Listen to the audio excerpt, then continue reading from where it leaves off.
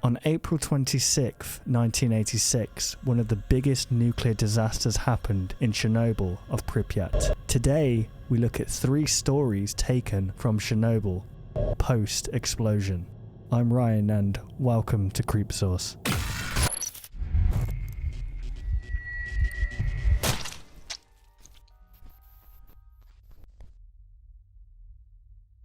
I'm an engineering student currently studying abroad in Ukraine. I've been interested in the country for a long time, and I knew I had to take the opportunity to check the old reactor out. It's actually not that hard to get into Pripyat, the city with the reactor. I figured if I could see the reactor from one of the abandoned buildings, that would be enough for me. I went there with Zach and Victor. Zach was an American foreign exchange student like me, and Victor was a native Ukrainian that we'd met in one of our engineering classes. Victor had been to Chernobyl once before and suggested we make a trip of it. Our plan was to drive a few hours to the outskirts of Pripyat, explore the abandoned buildings until sundown, and drive a ways back before setting up our tent in a campsite that Victor knew about. The drive out there passed by uneventfully. Once we arrived, we saw the extent of the abandoned city. This place was huge. We'd brought Geiger counters with us so we'd know if we were around any radiation that was too high. Our readings showed elevated levels, but nothing horrifying for the short time we'd be there. It was starting to get into the late evening, so we headed back for our car. That's when we got our first clue that something terrible was on its way. When we made it back to Victor's car, we discovered its tyres had been slashed. All 4 of them. We hadn't seen anyone around all day and had no idea why anyone would do that. The walk back to civilization would take a few hours, and we didn't have call service. We did have a tent though, so we decided to wait out the night in the city and start walking back in the morning. We gathered up our tent and some food from the car and made our way back into the abandoned buildings. We figured it might rain and that setting up our tent inside one of the buildings would beat out setting up in the open. We found a good open spot in one of the most industrial looking buildings and set up our tent. Zach and I were both shaking from the tyres getting slashed, but Victor had already seemed to put it out of his mind. After a short meal, we all climbed into the tent and tried to get some sleep. Laying in my sleeping bag, it seemed that the building was screaming at us. The wind whipped through the wrecked, wide-open windows. The entire building seemed to groan and sag with the slightest motion of our bodies. On top of all that, I thought I started to hear moaning, low on the wind. A very real, very human moaning. I got to my feet and grabbed my phone, turning on the flash. Victor and Zach both sat up in their sleeping bags, looking at me. I held my finger to my lips, listening hard. The moaning was coming closer, coming from what seemed to be just down the hall. I stuck my head and arm out the tent and stared into the darkness, but the pitch blackness was absolute. I tapped the button on my phone to take a picture, and the flash lit up the darkness like a stun grenade. I saw a figure at the end of the hallway. It was humanoid, but the skin covering its face looked mummified and hung off his skull so loose that I couldn't see his eyes. He was hunched over forward like an old man and was holding an axe. Here is the picture I took of the figure. He groaned at the sudden flash of light, and I heard his footsteps stumbling away in the darkness. I turned to Zach and Victor, hissing at them to get up. They were staring at me in confusion but soon got to their feet. Zach made to start taking down the tent, but I whispered there was no time. We left the building behind, making our way out of the apartment complex and started through the dark woods towards our car. I kept my phone up, taking the occasional picture to light our way. My skin crawled. I didn't know what to make of the man. Was he a caretaker? Security? Whatever he was, I didn't like the sounds he made, and I didn't think that the way the skin fell from his face was normal. Then, the worst sound. The moaning returned from the woods behind us and to our right. "Run!" I shouted, whirling and taking a picture over my shoulder as I sped down the path. We ran for the last few minutes until we reached the car. Victor unlocked it. We piled in and he locked the door behind us. A few minutes passed in silence before I was brave enough to look at the picture I'd taken. Here it is. We spent the rest of the night in Victor's car, taking turns to listen for whatever thing that was. The next morning we made our way back into town. We asked around, but no one seemed to have any idea what this thing was.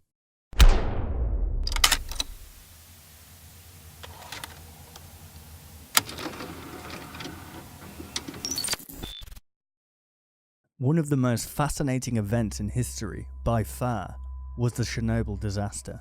The nuclear power plant that exploded, killing 31 immediately and thousands after the effects of radiation took their toll, is located between the city of Pripyat and Chernobyl in the Ukraine. The Pripyat River and a large body of water that was used as a cooling reservoir for the power plant run adjacent to these two cities. After 30 years, wildlife is thriving in these now overgrown ghost towns, even better than before the incident occurred. Some residents have returned to the city of Chernobyl to resume their lives, but Pripyat is still completely abandoned. I wanted to know why. I'm a bit of a disaster enthusiast. As morbid as that sounds, One of my favourite hobbies is visiting sites such as Hiroshima, Nagasaki, 3 Mile Island, Bhopal. I've toured as close as I can to Fukushima, and have seen the Darvaza gas crater or the gates of hell with my own eyes. I've even gone as far as Auschwitz in Poland. There's something humbling about seeing a man-made disaster in person, seeing how destructive and uncontrollable the human race truly is. There was only one place left on my bucket list. I wanted to see where one of, if not the worst, nuclear disaster happened. An explosion so catastrophic that it leaked 100 times the amount of radiation into the air than that of Hiroshima or Nagasaki. I bought my airline tickets and packed my backpack. There was a small layover in France before the next flight took us to the Ukraine, Kiev. I got a hotel room and got some much needed sleep for the adventure ahead. I was able to get a local taxi service to take me right outside of the city Chernobyl the next day. It was about a 10-kilometer, 6-mile walk to the reactor and the city of Pripyat. I retrieved my backpack from the trunk and began my trek. It was still relatively early in the morning. As long as I kept a steady pace, I could be there by midday. Easier said than done with an enormous backpack slowing you down. What should have been a 2, maybe 3-hour hike escalated into a 5-hour haul. I must have passed the nuclear plant, as I was first met by these large, white apartment-like buildings. Pripyat was home to over 40,000 workers and their families before the nuclear blast forced an emergency evacuation of all its citizens. In the matter of a few days it was abandoned, never to see another resident. I ventured into the city, taking in the silence and perilous views. It was pure bliss. I passed the infamous Ferris wheel and the remnants of a once lively carnival. Tall buildings paint the perimeter of the city and vehicles lay untouched throughout the streets. Everything had been overtaken by plant life. Nature has truly thrived since humans left this area. Deer, bison, wolves, cows, and birds appear in abundance. Even though these animals are doing well, they are still affected by the radiation, and it's best to steer clear of them. I can't stay long. I want to make it to the reactor by nightfall. I make my way to the river that will guide me south to the power plant. As the sun sets and my legs grow tired, a giant concrete dome pierces the horizon. I read that a 500-foot structure was built in late 2017 to help contain the radioactive waste for the next century or so. This must be it. I made it. I found a small clearing, a good distance away from the reactor to set up camp. My life revolved around these activities, but I wasn't stupid. In case the local police or military patrolled the area, I wanted to stay fairly hidden. I knew I could get in a lot of trouble for trespassing in such a dangerous area. After the tent was up, I crawled inside and was immediately greeted by sleep. I was awakened by the quiet tap of rain on the tent.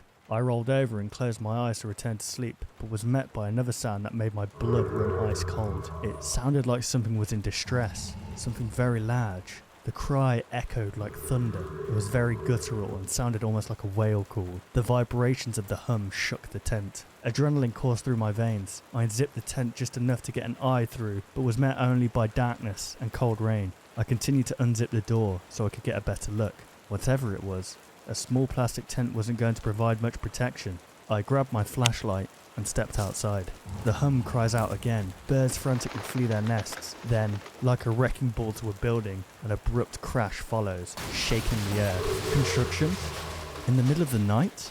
I ponder out loud. A crack of lightning lights up the entire sky. What I saw that night cannot physically be possible. I've gone through multiple scenarios in my head trying to come up with a reasonable explanation.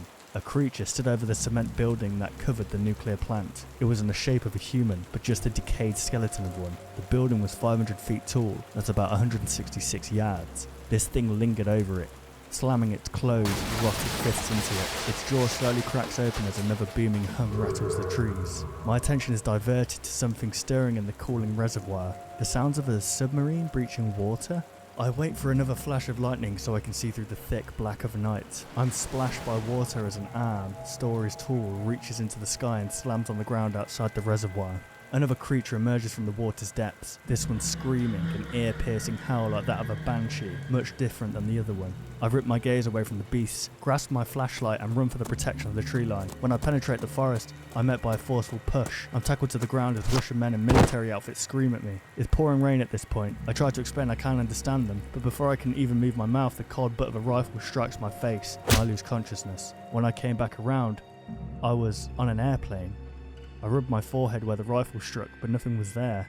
Just the faint remnants of a headache. The plane landed in France, and as my backpack came down the conveyor belt, I noticed nothing was amiss. My tent, flashlight and sleeping bag were all in their respective places. Radiation sickness would take much longer than a day to make me that sick.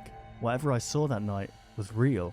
I don't know if it's military weapon testing or the military protecting whatever is in that reactor, but now I know why the citizens of Pripyat never returned home.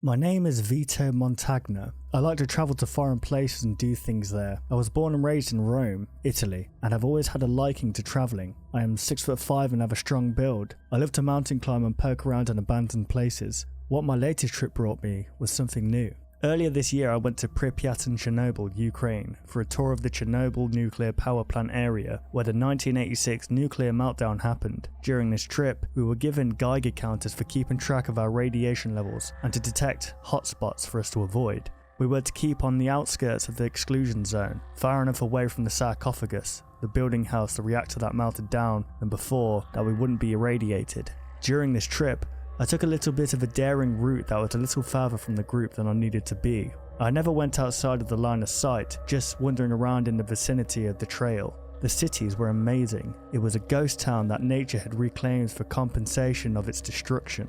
This place seemed to be a reminder that we have limits in the bounds of nature and that we mustn't test them, as nature is as beautiful as it is cold-hearted and will always win in the end. This will be a grim reminder of what we tried and failed. Even though we have these now, we evolved them in our own time, and now the risk of a meltdown is virtually next to zero. As the tour came to a close, I decided that I would try to camp in the zone. This is rare and often very dangerous, so it is advised against. I thought to myself that it would be a new and exciting venture anyway, so I decided to do it. I stayed the final night in my hotel preparing for my endeavour. I went over my equipment about as many times as a person takes a step in a day. I had my Geiger counter for safety, my tent, my sleeping things, and my food and water. When I finally went to sleep, I woke up with a start and got out the door as fast as I could. I went straight into the city of the ghosts and set up camp. I found a nice place just outside the centre, next to the Ferris wheel of Pripyat. I set up my stuff, grabbed the Geiger counter and set off on my own to explore unbound by a guide. The housing blocks were deserted, as to be expected, but they left such a creepy shell of life, abandoned in an instant because of a catastrophic failure in a neighbouring plant. The school wasn't any better. The irradiated gas masks got left behind because it was more dangerous to wear them than to breathe the toxic air. Seeing all the desolate looking Soviet buildings made me sad, because of all the people having to leave behind all they knew for the instant disaster that occurred. I almost felt guilty for walking where they once stood.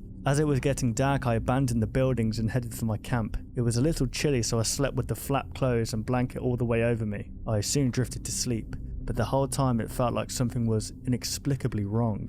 I wasn't supposed to be here, and I knew it. At some point in the dead of night, I heard movement outside the tent. I figured it was just a wild animal rustling around. Suddenly the Geiger counter started going wild, like it had been thrown into reactor 4 in the past second. I jumped up and went out to see what had made it go wild. That was a bad decision. The thing I saw was hideous, like a pizza without cheese, or a bowl of spaghetti with sauce, except it was human, vaguely human. We met eyes, and without saying a word I backed up, trying to get away from it. After looking up and down, we both backed away from each other slowly. Once I was out of view from it, I went back to the camp and tried to go back to sleep. I couldn't get the monster out of my head. It was an abomination of nature, so I drew the conclusion that it must have been one of the Chernobyl workers. The poor soul trapped in the hideous shell of what he once was must have been terrifying of what it became. It also felt like a dream, but it's real. It's a night in Pripyat. I had to stay because I never backed out of anything, and I don't intend to start now. That thing had to have been intimidated by my figure of a tank because it seemed to be hesitant to make a move. I finally went to sleep, and as expected, I had nightmares of the creature. I was in one of the cars of the Ferris wheel, and I saw not one, but a group of the things lumbering around. They all looked different. None of them looked the same. Some had extra fingers, feet, and one even had what looked to be another head. They were all burned horribly to the point where it looked like a figure in a medical textbook for muscles. I woke up to the same night about 2 AM, but no sign of the creature. I felt well rested, so I went out anyway and just poked around the city at night, which is an opportunity for very few to experience. It had a dangerous beauty like a poisonous frog or majestic looking mountain lion. It was when I started to walk back that I realised there was a sound like footsteps near me. I turned around really quick to find that the creature was following me from far behind, like a tiger stalks prey. I met its eyes once again to sense not hunger for a next meal, but angry curiosity. I seemed to disturb its peace by existing when I noticed something. It wasn't the same one. Then other glowing dots appeared in the background. There had to be at least 20 of them. Then they started to approach, all 20 of them, slowly crawling and walking towards me. I had to get out. I needed to leave, never to return. They closed in. I saw only one way out, and that was to push through and run. Before I started, I felt a tinge of nausea. My head started to hurt and I felt weak. I realised that my Geiger counter was back at the camp, so I hadn't realised that all of them were sources of radiation, and I was contracting radiation sickness. I couldn't push through because I was weak, so I yelled. I bellowed a war cry so deep, loud and worry-like they scattered. All of a sudden I was alone. I rushed back to camp in my dizzy, nauseous state and packed up. I sprinted as hard as I could to my car and shot straight for a hospital. It is extremely hard to tell a doctor how you feel in a Ukrainian hospital when you don't speak Ukrainian, only Italian and English, especially with a Roman accent. Luckily they know what happened because I tried English first, as English would be more common than Italian. A janitor overheard and translated for me, and I was immediately treated for radiation poisoning. This condition is extremely rare, and when asked about how I got it, I told the truth about the camp and the monsters. He went dead still with a fearful look in his eyes. I was then told that often they attack without mercy and kill whatever they feel like killing. I was told I should not be alive, and I was extremely lucky that I had a tall, muscular body. I went home a few weeks later, and my friends had been told via letter that I should be treated with care for the next month, until I got better.